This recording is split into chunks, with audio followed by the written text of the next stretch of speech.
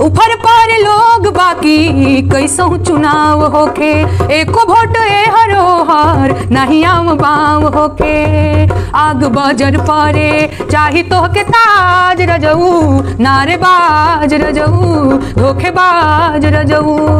छाने छाने बदले तोहरो मिजाज रजऊ, धोखेबाज रजऊ उड़नबाज रजऊ। छाने छाने बदले हो घर भर के जीमा सैया हमरे कपार बा, आ देहिया में दर्द औरी ऊपर से बुखार बा।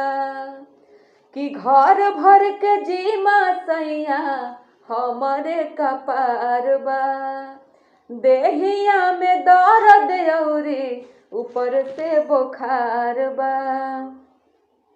बात बूझी ना तो हो जाइब नाराज रजऊ, धोखेबाज रजऊ उड़नबाज रजऊ। छाने छाने बदले दिलवा के फील बुझ छोड़ द कलैया, जबरी न करी नहीं बनी निरदैया।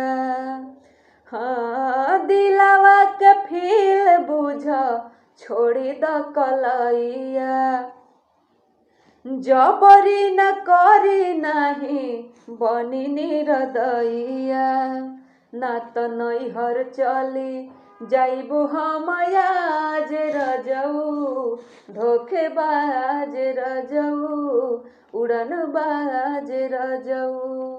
छाने छाने बदले तोहरो मिजाज रजऊ, धोखेबाज रजऊ उड़नबाज रजऊ।